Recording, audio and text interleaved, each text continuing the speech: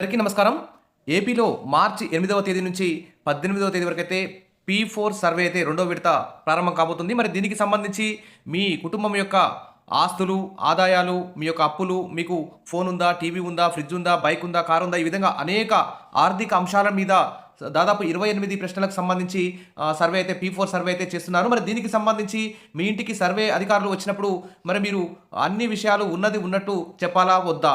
మీకు ఎంత ల్యాండ్ ఉందో అంత ల్యాండ్ కరెక్ట్‌గా చెప్పాలా వద్దా? మీకు కారు ఉందా? కారు ఉంటే ఉన్నట్టు చెప్పాలా? లేనట్టు చెప్పాలా? మరి మాకు ఉన్నది ఉన్నట్టు చెప్తే మరి ఏమైనా సంక్షేమ పథకాలు పై కోత పడుతుందా? మరి మా రేషన్ కార్డ్ కట్ చేస్తారా? మాకు ఎన్టీఆర్ ఇల్లు రాకుండా పోతుందా? అదేవిధంగా బాబు ఎలక్షన్‌లో హామీ ఇచ్చిన విధంగా సూపర్ 6 పథకాలు ఉన్నాయి గదా! మరి వాటిలో ఏమైనా కోత పడుతుందా అని చాలామంది అయితే భయపడుతున్నారు. దానికి సంబంధించి ఇక్కడ చూస్తే మరి నిరుద్యోగ భృతి 3000 రాకుండా పోతుందేమో, మరి తల్లికి వందనం రాకుండా పోతుందేమో, రైతులకి 20,000 ఆర్థిక సాయం కోత పడుతుందేమో, ఉచితంగా ఏడాదికి 3 సిలిండర్లు కోత పడతాయేమో, ప్రతి మహిళకు నెలకు రూ. 1,500 రాకుండా పోతాయేమో, మరి మాకు ఫ్రీ బస్సు రాదేమో, మాకు ఆస్తులు, ఆదాయాలు అన్నీ కూడా ఉన్నట్టు చెప్తే మరి ఈ పీ4 సర్వే వల్ల నష్టం జరుగుతుందేమో అని చెప్పేసి చాలామంది అయితే ఆందోళన చెందుతున్నారు. దీని మీద మరి ప్రభుత్వం అయితే మీరు ఉన్నది ఉన్నట్టు చెప్పండి, అబద్ధాలు చెప్పకండి అని చెప్తున్నారు. దాదాపు చాలామంది అయితే ఉన్న విషయాలు, ఉన్న ఆస్తులు గానీ, ఆదాయం గానీ కరెక్ట్‌గా అయితే ఎవరు చెప్పట్లేదని చెప్పేసి అధికారులు అయితే చెప్తున్నారు. మొత్తానికైతే మీకు ఏది చెప్పాలనిపిస్తే అదైతే చెప్పండి. ఖచ్చితంగా మీ ఇంటికైతే ఈ సర్వే అధికారులు మార్చి 8 నుంచి అంటే నేటి నుంచి వస్తారు. మీరైతే సర్వేలో అయితే ఖచ్చితంగా పాల్గొనండి. ఇక కోస్తాలో నేటి నుంచి పీ4 సర్వే, రాయలసీమ, నెల్లూరు, ప్రకాశంలో మొత్తం 90% అయితే పూర్తయింది. ఇక మండలి ఎన్నికల కోడ్ వాయిదా పడిన జిల్లాలో తిరిగి అయితే ప్రారంభం కానుంది. అంటే ఈ పీ4 సర్వే వల్ల మరి అనేక సంక్షేమ పథకాలు రద్దవుతాయేమోనన్న భయంతో చాలామంది వివరాలైతే పూర్తిగా ఇవ్వడం లేదని చెప్పేసి అధికార వర్గాలు అయితే చెప్తున్నారు. మరి ఈ సర్వేలో ఏమేమి ప్రశ్నలు అడుగుతారు, మరి ఏ ప్రశ్నలకు మీరు ఏ విధంగా స్పందించాలని మీ డౌట్స్ అన్నిటి మీద కూడా ఈ వీడియోలో క్లియర్ చేస్తాను.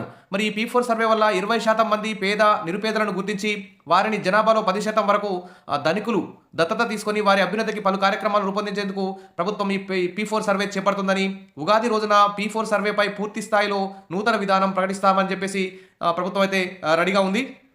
ఇక్కడ చూస్తే కోస్తా జిల్లాలో నేటి నుంచి పీ4 సర్వే అయితే ప్రారంభమైంది. ఈ పీ4 సర్వేలో మరి ఎక్కడ ఏ క్వశ్చన్లు అడుగుతారంటే చూద్దాం ఏ క్వశ్చన్లు అడుగుతారో.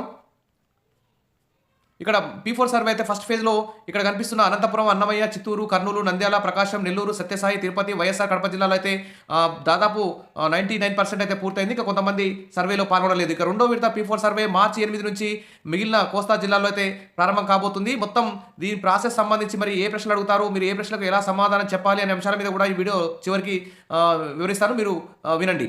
ఇక ఈ సర్వేలో అడిగే క్వశ్చన్లు 27 క్వశ్చన్లకు సంబంధించి ఇంట్లో అందుబాటులో ఉన్నారా, ఉంటే ఎస్ అని పెడతారు, లేకుంటే లేదని చెప్తారు. రాష్ట్రంలో వేరే సచివాలయంలో వలస వెళ్ళారా, మరి వేరే రాష్ట్రానికి వలస వెళ్ళారా, చనిపోయారా అనే అంశాన్ని కూడా నమోదు చేస్తారు. ఇక అందుబాటులో ఉన్నవారి పేరు హెచ్హెచ్ మ్యాపింగ్ ప్రకారం వారి ఇంట్లో ఉన్నవారి పేర్లు వస్తాయి. అందుబాటులో ఉన్నవారి పేర్లు అయితే ఇక్కడ తీసుకోవాల్సి ఉంటుంది. ఇక క్వశ్చన్ 3 చూస్తే ఆధార్ నెంబర్, హెచ్హెచ్ మ్యాపింగ్ ప్రకారం ఆధార్ నెంబర్ అయితే వస్తుంది. క్వశ్చన్ 4 చూస్తే ఈ సర్వేలో భాగం అవ్వడానికి మీకు ఇష్టమేనా లేదా అని క్వశ్చన్ అయితే అడుగుతారు. సమ్మతి లేకపోతే ఇంతటితో సచివాలయం ఉద్యోగులు వారి యొక్క సంతకం తీసుకొని ఆ సర్వేని అయితే పూర్తి చేసేయచ్చు. ఇక మీకు పెద్ద ఫోన్ ఉందా లేదా, పెద్ద ఫోన్ ఉంటే ఫోన్ నెంబర్ ఎంటర్ చేసి ఓటీపీ వెరిఫికేషన్ కూడా చేస్తారు. ఇక కుటుంబంలో మొత్తం ఎంతమంది ఉన్నారు, చిన్నపిల్లలు, ఆధారపడిన వాళ్ళు ఎంతమంది ఉన్నారని కూడా వివరాలు సేకరిస్తారు. మొత్తం 20 మంది సభ్యుల వరకు సభ్యులను అయితే నమోదు చేస్తారు. కుటుంబంలో ఎంతమంది సంపాదిస్తున్న వారు ఉన్నారు. క్వశ్చన్ 8 చూస్తే ఇంట్లో ఎవరైనా ప్రభుత్వ ఉద్యోగం కలిగి ఉన్నారా. క్వశ్చన్ 9 చూస్తే సభ్యులు ఎవరైనా గడిచిన 2 సంవత్సరాల్లో ఆదాయ పన్ను, ఇన్కమ్ ట్యాక్స్ చెల్లించారా, రిటర్న్ దాఖలు చేశారా అని కూడా అడుగుతారు. ఇక ప్రస్తుతం ఉన్న ఇల్లు ఎటువంటి రకము, కచ్చా ఇల్లా, పెకుటిల్లా, రేకుటిల్లా, కచ్చా ఆర్సీసీ, సిమెంట్ హౌజా, ఈ విధంగా ప్రతి వివరాన్ని కూడా ఇక్కడ ఫోన్లో అయితే నమోదు చేస్తారు. ఇంట్లో ఎవరికైనా బ్యాంకు ఖాతా ఉందా లేదా అనే విషయం కూడా నమోదు చేస్తారు. పట్టణ లేదా మున్సిపాలిటీ పరిధిలో ఆస్తులు ఏమైనా ఉన్నాయా అని కూడా అడుగుతారు.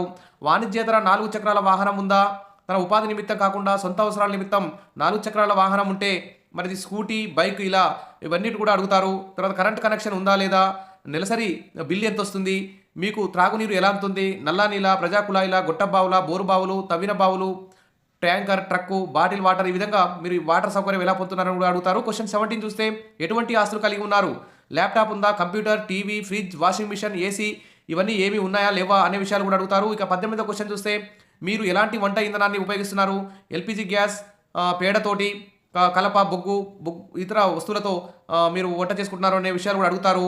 సర్వేలో ప్రశ్నలు అన్ని నింపిన తర్వాత చివరిలో మీరు తమ్మి ప్రశ్న వేయాలి, ఓటీపీ సర్వే చేస్తున్న ఉద్యోగి కూడా వేయాల్సి ఇవన్నీ కూడా నమోదు చేస్తారు.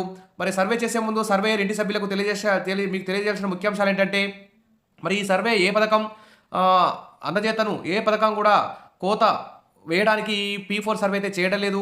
ఈ P4 సర్వే అనేది మీ ప్రజల అభివృద్ధి కోసమే అని చెప్పేసి వారికి హామీ ఇవ్వాల్సి అని ప్రభుత్వం అయితే చెప్పింది.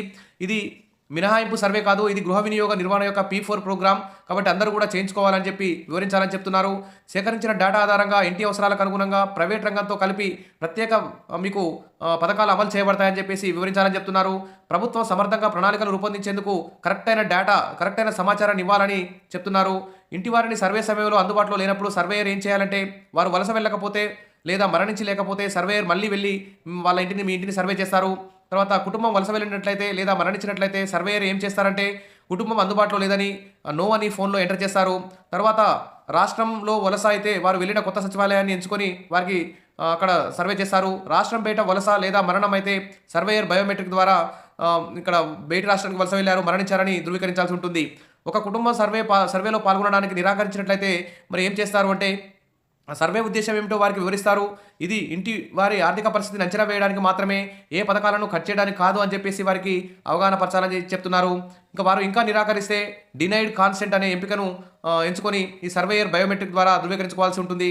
ఇక P4 సర్వేలో సంపాదన కలిగిన వ్యక్తులుగా ఎవరిని పరిగణించాలంటే, వ్యవసాయ భూమి కలిగి ఉన్న వారిని, వ్యవసాయ కూలీలు, పెన్షన్ పొందుతున్న వృద్ధులు, అద్దె ఆదాయం పొందుతున్న వారు, వీరందరూ కూడా ఏదైనా ఆదాయ వనరు కలిగి ఉన్న వారిని ఈ సభ్యులుగా పరిగణిస్తారు. కచ్చా ఇల్లు అంటే గోడలు లేదా పైకప్పు మట్టి, కలప పొదలు, కాల్చిన ఇటుకలతో తయారై ఉంటే కచ్చా ఇల్లు అని అర్థం. తర్వాత గోడలు, పైకప్పు రెండు సిమెంటు, కాల్చిన ఇటుకలు లాంటి మన్నికైన పదార్థాలతో తయారై ఉంటే అది పక్కా ఇల్లు అని చెప్పుకోవచ్చు. ఇక వాణిజ్యేతర 4 వీలర్ లేదా 2 వీలర్ అంటే ఇక నెంబర్ ప్లేటు ఎల్లో కలర్ ఉంటే అది వాణిజ్య పరంగా ఉపయోగించే కార్ అని చెప్పుకోవచ్చు. ఇంట్లో వ్యక్తిగతంగా ఉపయోగించే కార్లు, బైకులు అయితే వాణిజ్యేతర వాహనంగా పరిగణించాలి. రౌండ్ ట్రిప్ అంటే ఏంటంటే, ఇంటి నుండి నీళ్లు తీసుకురావడానికి ఎంత దూరం వెళ్తున్నారు, నీటి తీసుకురావడానికి ఎంత సమయం పడుతుంది, మరి అక్కడ వెళ్ళి రావడానికి పట్టే సమయాన్ని అక్కడ నమోదు చేయాల్సి ఉంటుంది.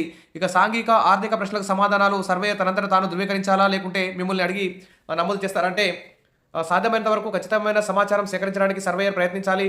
ఆస్తి యజమాన్యం, పట్టణాస్తులు, వాణిజ్యేతర 4 చక్రాల వాహనాలు, తాగునీరు, అందుబాటు, విద్యుత్ వినియోగం వంటి అంశాలపై కనీస స్థాయిలో ప్రత్యక్షంగా మనం చూసి అంచనా వేస్తారు. కాబట్టి ఇవన్నీ కూడా ఈ P4లో దాదాపు 27 ప్రశ్నలు అయితే అడుగుతారు. ఈ ప్రశ్నలకు అన్నిటికీ కరెక్ట్గా సమాధానం చెప్తే, మీకు 10 ఎకరాలు ల్యాండ్ ఉంటే 10 ఎకరాలు చెప్పారనుకోండి, మీకు సంక్షేమ పథకాలు కట్ అవుతాయని భయపడుతున్నారు. కాబట్టి చాలామంది కరెక్ట్గా చెప్పడం లేదు. రేషన్ కార్డు, తల్లికి వందనం, ఈ విధంగా అనేక సంక్షేమ పథకాలు కట్ అవుతాయని చెప్పి చాలామంది భయపడుతున్నారు. కానీ ప్రభుత్వం మాత్రం ఇది పేదలని, నిరుపేదల్ని గుర్తించడానికి, ప్రైవేటు వారి భాగస్వామ్యంతో పేదల అభ్యున్నతికి పథకాలు రూపొందించడానికి P4 సర్వే చేస్తున్నామని, కాబట్టి అందరూ కూడా కరెక్ట్ సమాధానాలు, కరెక్ట్ సర్వే చెప్పాలని చెప్పేసి చెప్తున్నారు. దీనికి సంబంధించి ప్రతిరోజు మన ఛానల్లో వీడియోస్ అయితే వస్తాయి. తప్పకుండా సబ్స్క్రైబ్ చేసుకోండి, వీడియోస్ అయితే లైక్ చేస్తూ ఉండండి. ఇక థ్యాంక్ యూ.